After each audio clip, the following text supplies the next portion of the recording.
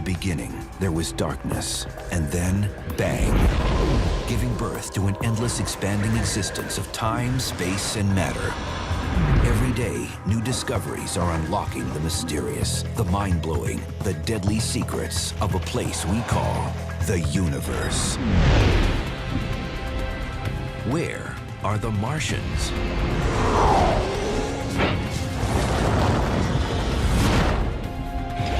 On the red planet's poison-packed surface? Or in newly found sources of water? Did Martian life survive an apocalyptic attack? Are Martians microbial? Or monstrous?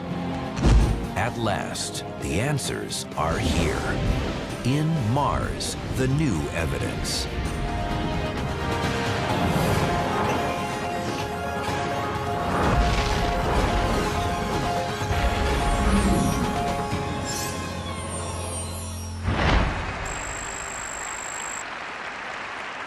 I believe we can send humans to orbit Mars and return them safely to Earth. And a landing on Mars will follow.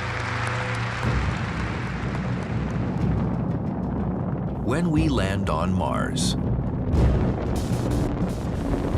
there may be billions of Martians waiting for us.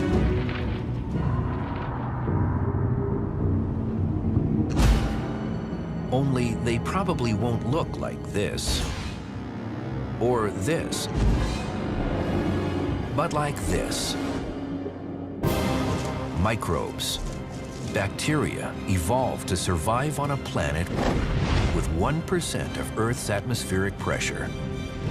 An arid world where temperatures can plunge to 220 degrees below zero.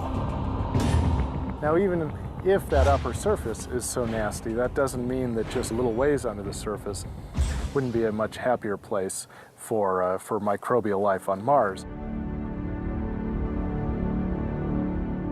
Is there life on Mars? Just a decade ago, my answer would have been very different than it is today, because we've learned so much. A few decades ago, it would have seemed like science fiction. But we now know that on Earth, some bacteria cluster around thermal vents at the bottom of the sea. Others thrive in pockets of liquid water inside 12 feet of Antarctic ice. Our knowledge of microbial life on Earth has increased so much that I think, there's still a good chance that some kind of primitive life may have formed on Mars and existed there at some point. How could life have first formed on Mars? Maybe with a flash of lightning. The spring of 2006. Even as some scientists are claiming Mars doesn't have lightning, Earth-based microwave detectors find it in friction-filled storms of red dust. But it's not lightning like we know it, associated with rainstorms. It doesn't rain on Mars. It's what's called dry lightning.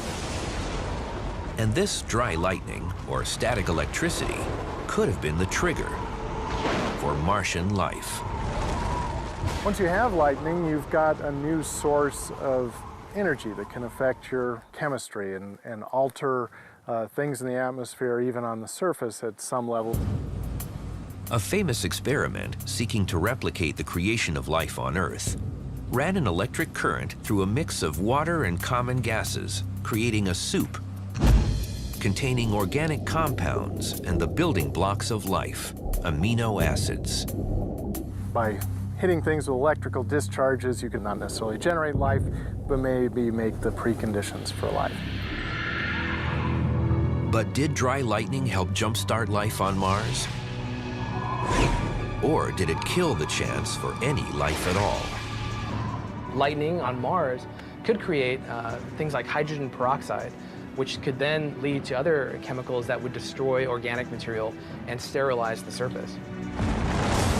Life-giving jumper cable or fatal electric chair? The jury is still out on what dust storm lightning has done to Mars. But what always happens with Mars is about the time we think we understand it, we discover new things that make us realize we still have a lot of mysteries to solve. So how do you find bacteria, too small to be seen, living under the surface of a planet 48 million miles away?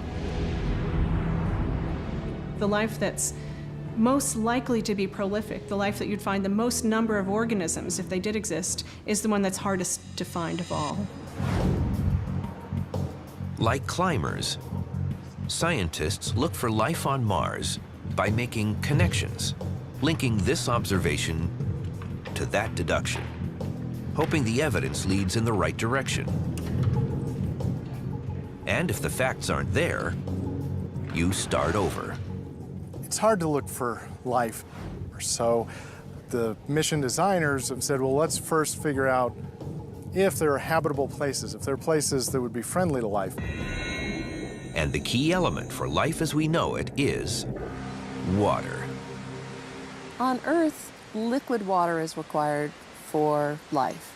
Even if it's a small pocket in the heart of a glacier, you still need the fluid nature of water for the processes of life to take place. According to early space probe photos, Mars was just a dead red rock. Its thin atmosphere was mostly carbon dioxide. And so it seemed were the polar ice caps.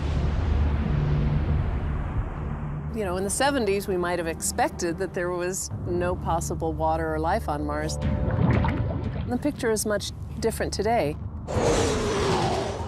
In the 21st century, more advanced space probes have revealed that a lot of the earlier information was wrong. It turns out there's about 100 times as much H2O in Mars' polar ice caps as in all 5 of North America's Great Lakes. So even in the polar caps today, there's probably enough water to cover the surface, about 20 or 30 feet deep. But it's really not about whether we think there's water on Mars, but whether there's liquid water on Mars. That's the key question, because even microbial life could not have evolved on Mars unless there was liquid water early in the planet's history. In order to find liquid water on Mars, we actually look in a whole variety of ways. From 1997 through 2006, NASA's Mars Global Surveyor searches for water-based minerals using a highly sensitive spectrometer. Every chemical element has a particular signature associated with it, a sort of fingerprint. And when light interacts with it, it re-emits that light in a very specific way that's characteristic to that given element. And so that's telling you what things are made of by just looking at the light they emit.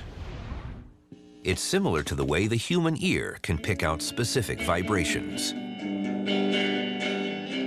Some notes boom out. Other notes are not so loud. In much the same way, spectroscopists are interested in selecting out those particular lines. The Surveyor spacecraft hit spectrographic pay dirt. Hematite, a combination of iron and oxygen. Hematite shows that ancient Mars could have had flowing water because the mineral is also found on Earth in environments that once interacted with liquid water. These round rocks from Utah, they formed in a sandstone by fluid water flowing inside the pores of the rock and moving iron around so that the iron actually cements together these little spheres. And the ones on Mars are quite a bit smaller than these, but they're thought to form the same way. The Surveyor's mission is over, but today 5 probes are taking pictures and measurements of Mars. Europe's Mars Express circumnavigates the equator. NASA's Mars Odyssey and the more recent Mars Reconnaissance Orbiter, or MRO, soar over the poles. Meanwhile, 2 robot rovers explore the surface, seeking evidence of ancient water in the rocks. Spirit is in a very hilly, rocky, dusty, rugged kind of place. It's very sort of reddish and bright when you see the pictures from that rover. opportunity on the other side of the planet is in a very flat place, darker, more kind of a chocolatey brown color than a reddish color. In the spring of 2008, the 5 probes are joined by a 6th.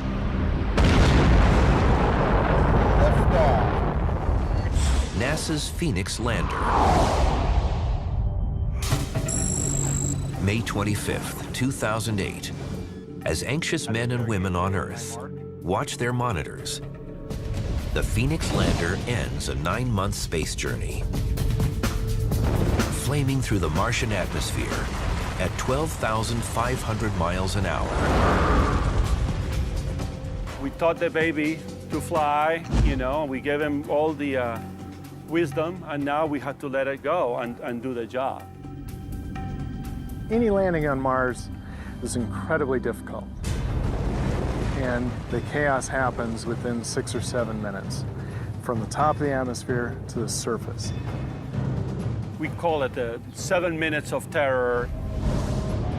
That's how much time Phoenix has to cut its descent speed from 12,500 miles an hour to 5. If not, Mars will have one more impact crater. Years of effort is being tested whether it's going to happen or not. The parachute deploys. Caught live by the Mars Reconnaissance Orbiter.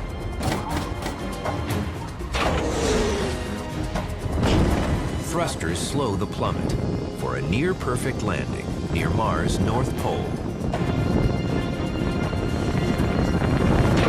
Touchdown signal detected.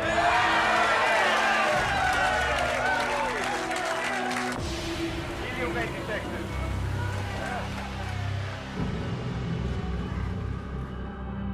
Phoenix will search for frozen water under the surface.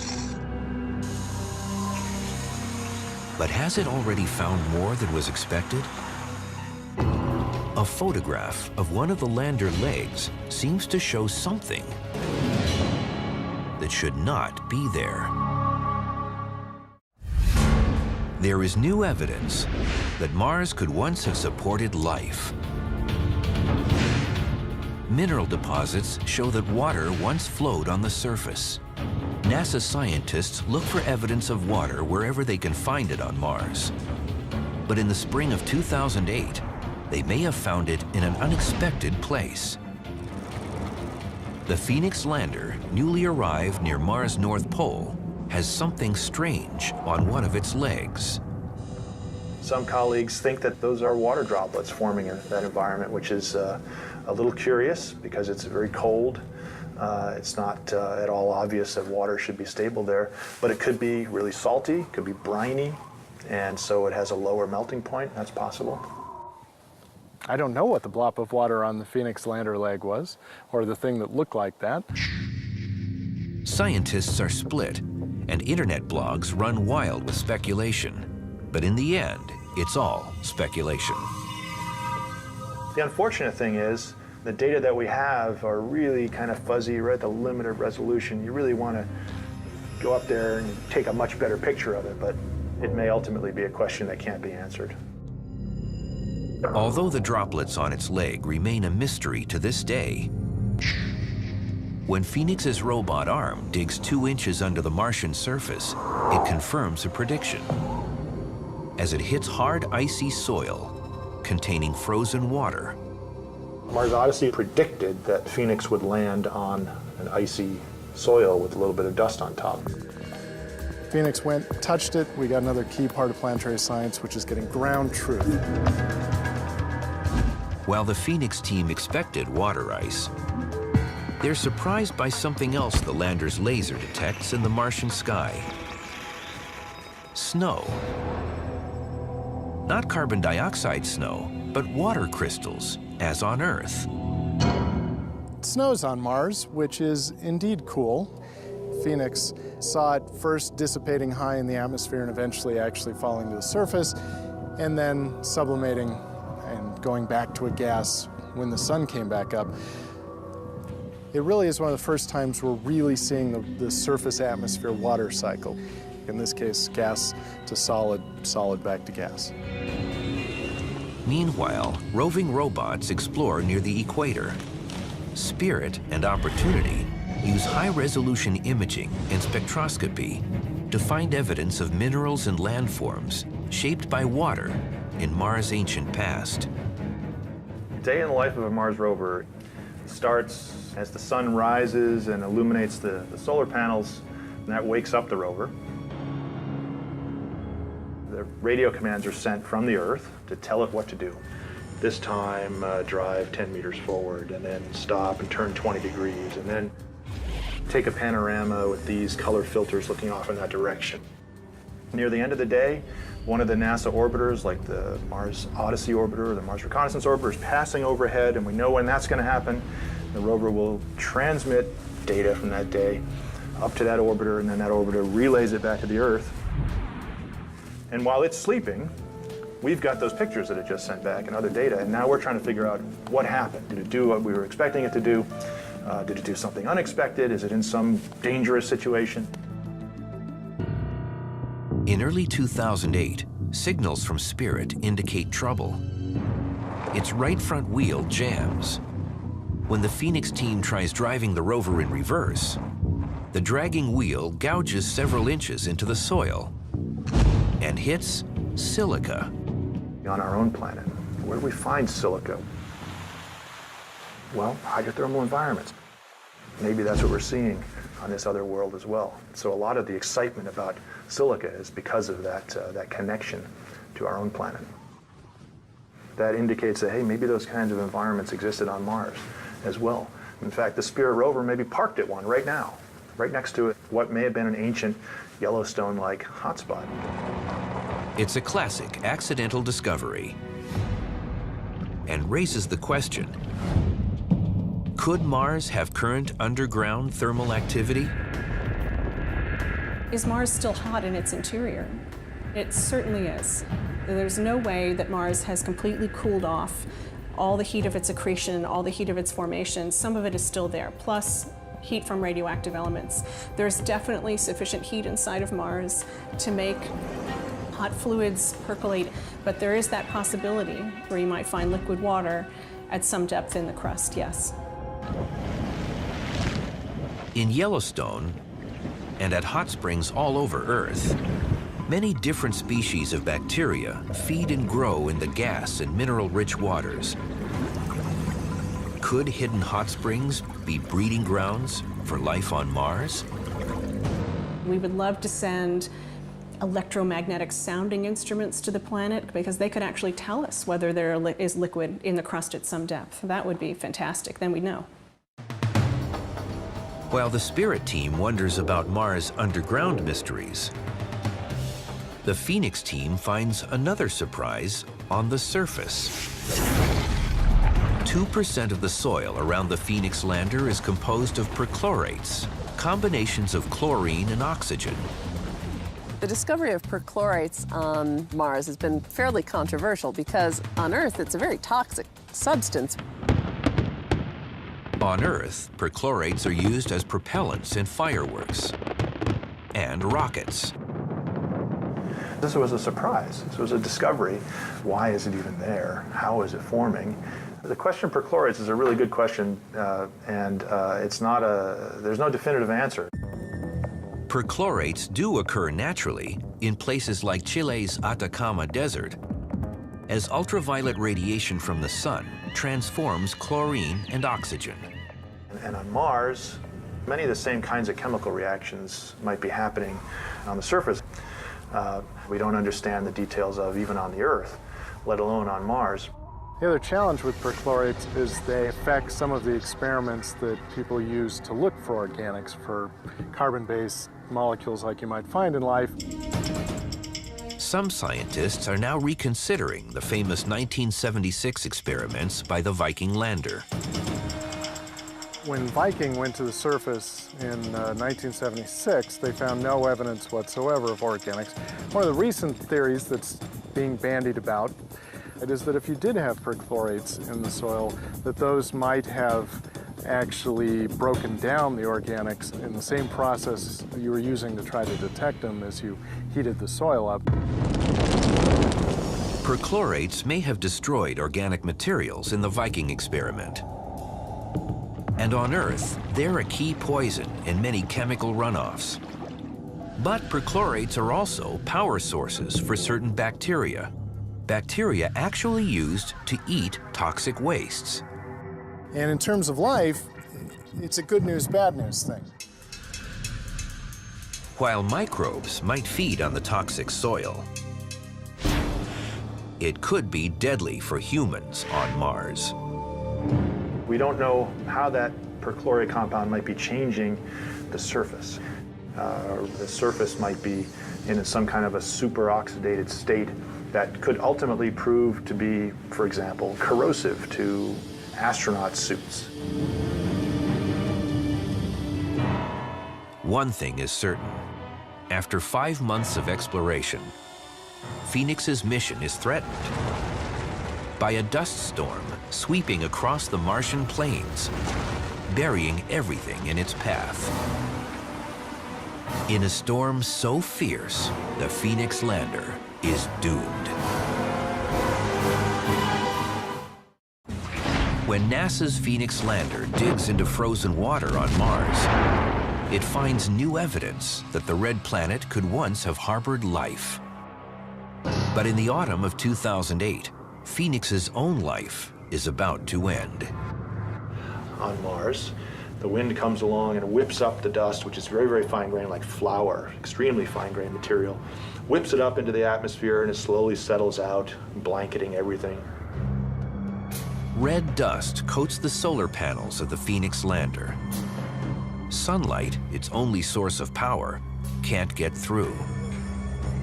The Phoenix lander has to spend a lot of time recharging its batteries because we know that it's going to get very cold at night and it's going to have to run those heaters at night to stay alive.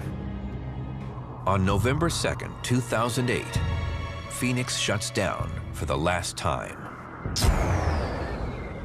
As the Martian winter deepens, frozen carbon dioxide piles up and imprisons the probe in a tomb of dry ice. But Phoenix's data continues to be analyzed. Going to Mars and taking measurements on the surface, getting detailed data about the history of Mars and Mars chemistry of the surface was an essential piece to determining for sure that water existed on Mars. Water is essential to life. But according to the latest evidence, it's only one of many forces that shaped Mars. You can kind of break down our thinking of Mars now into maybe like 4 quarters of a football game. The first quarter, from about 4.6 to 3.2 billion years ago, is action-packed. Mars forms along with the other planets as swirling gas and debris combine and cool into a rocky world. Then, Mars is bombarded and scarred by meteoroids. There was a lot of cratering going on, and then towards the end of that period, there was a lot of geologic features that suggest that there was water flowing on the surface. That new evidence includes this series of ridges, photographed in 2009 by NASA's Mars Reconnaissance Orbiter. It's the first definitive lakeshore discovered on Mars. The remains of a lake the size of North America's Lake Champlain. Every piece of evidence about the presence and the history of water on Mars is so important to determining whether we might be alone in the universe. Some scientists even say that 3.5 billion years ago, an ocean the size of the Atlantic covered 1/3 of Mars.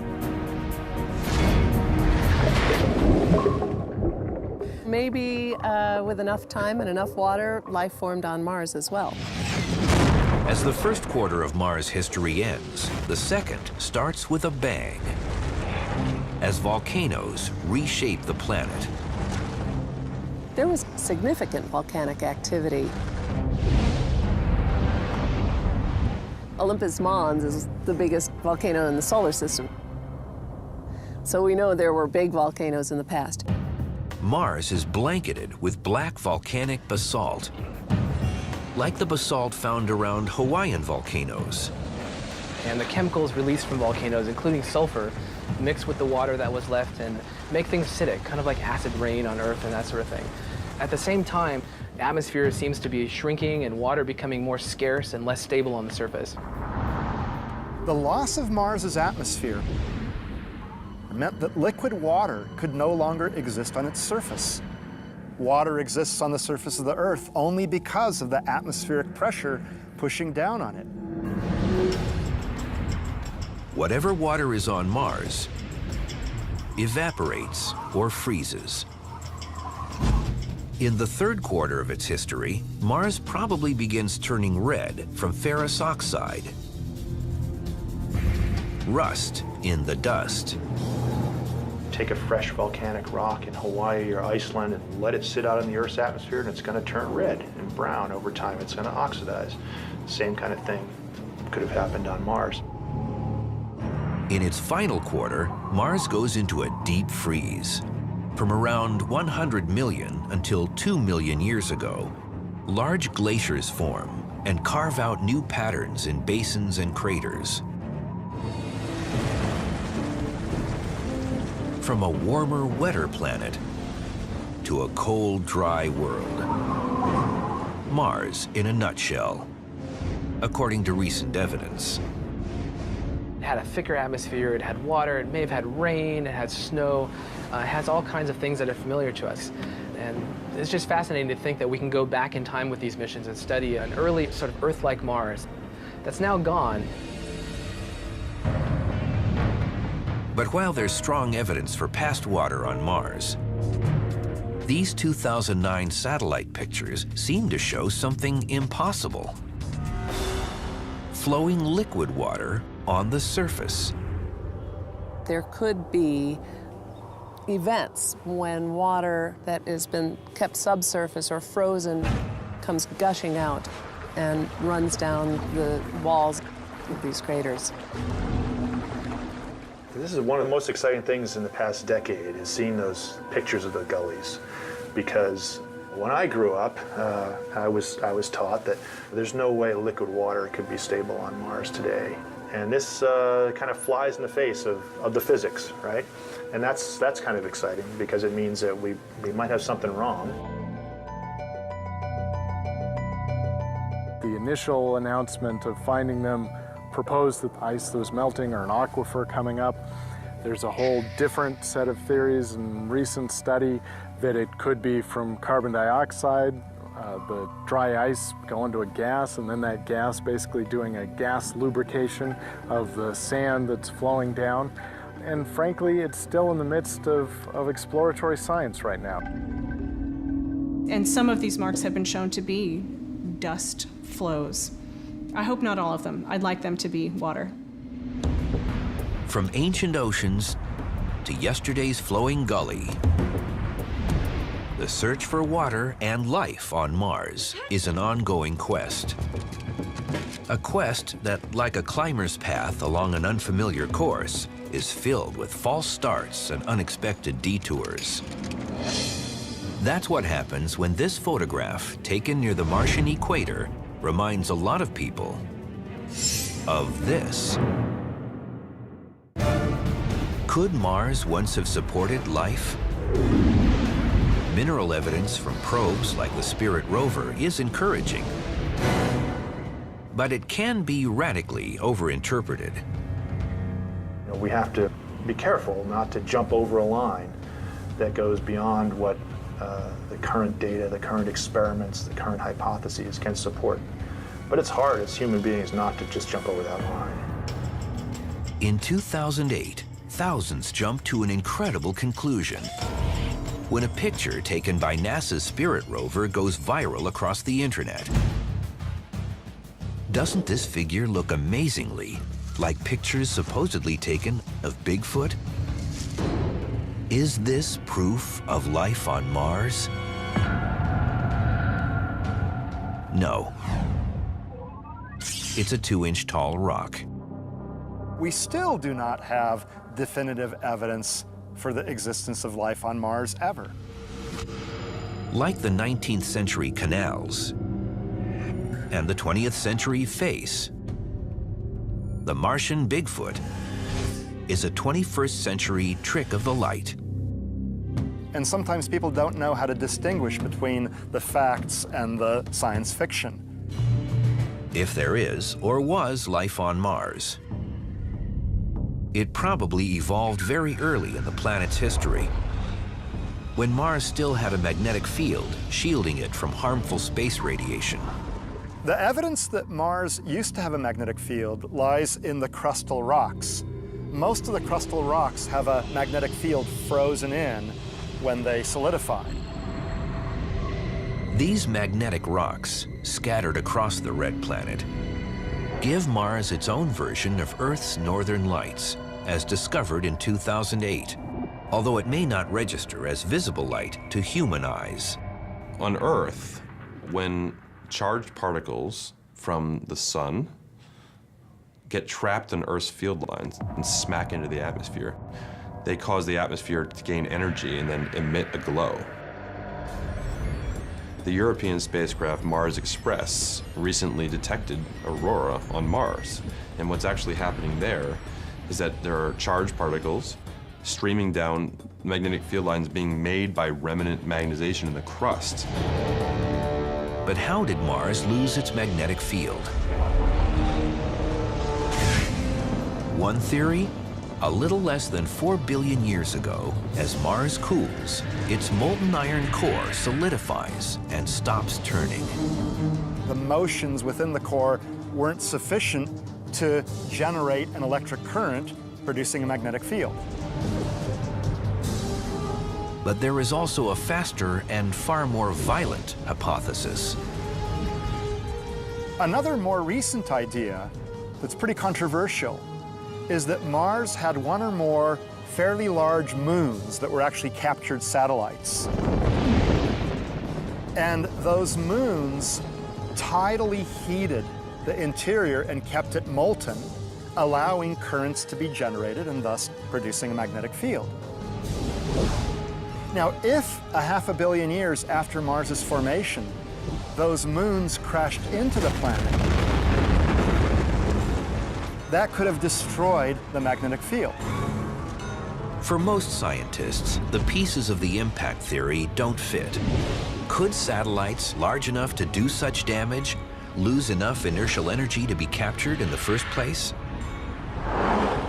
This idea that Mars had moons that crashed into it within the first 500 million years is pretty unlikely, but it's not completely impossible. Questions about Mars' magnetic field and the search for life intersect here. In the Martian meteorite ALH 84001. In 1996, some scientists say it contains fossilized Martian microbes. More scientists say the objects are non-biological. All the time since then, people have been working on this poor little potato-sized meteorite, extracting more and more information. But there's actually has some new results being presented. In April 2010, researchers with new radiometric tools announced that earlier estimates of the meteorite's age are wrong.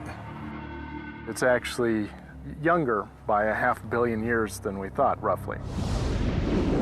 The older date had placed the rock at a time when Mars was still solidifying, maybe too early for even microbes to have evolved. The new date places the meteorite at just under 4.1 billion years old. That, of course, is the time 4.1 billion years ago when, if you thought Mars was habitable, that would be the time you would choose. Because we think there was water flowing on the surface, and it was warmer, and there was a thick atmosphere. But how can a meteorite from Mars end up on Earth? That's what Christina M. from Dallas, Texas wanted to ask the universe when she texted us, what makes part of one planet fly off and land on another? Great question, Christina. We've actually found meteorites here on Earth that are undeniably from Mars. There's about 50 of them known. Well, what we think happens is that asteroids occasionally slam into Mars and throw chunks of rock out into space, and Earth's gravity can also pull them in. So they land here, and we find them, and in this way we can actually study pieces of Mars here on Earth. In 2010, NASA announces that more advanced electron microscopy of ALH 84001 reveals new details of iron oxide crystals called magnetite, a mineral within its own magnetic field that on Earth can be created by certain ocean-dwelling bacteria. Bacteria here on Earth have figured out how to grow magnetite crystals in their own bodies that help them to orient to the Earth's magnetic field in order to help them swim in the ocean and orient while feeding.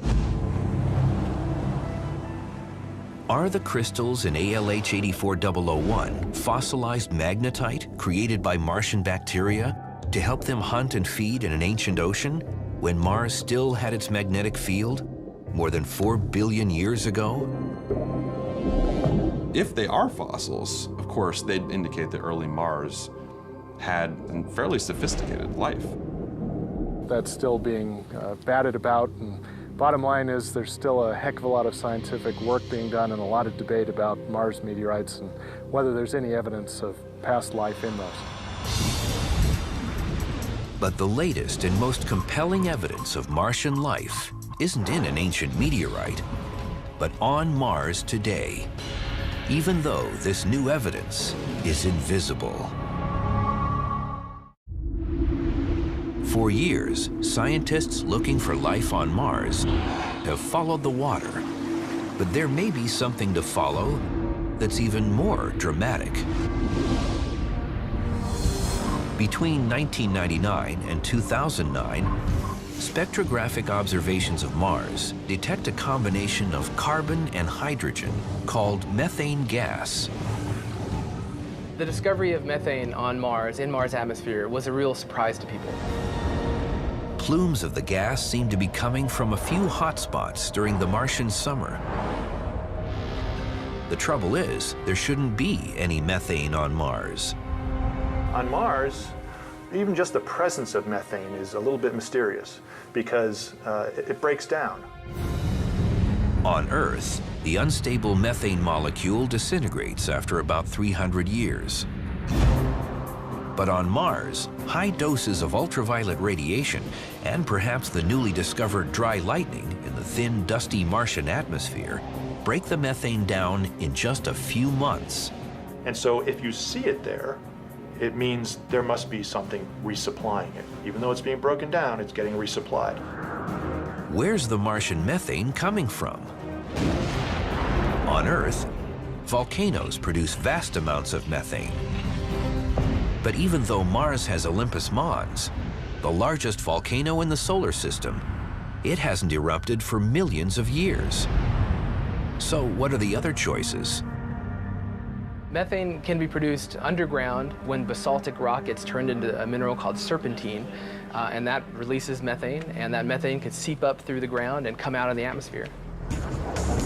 But this process requires hot liquid water, which hasn't yet been found on or within Mars.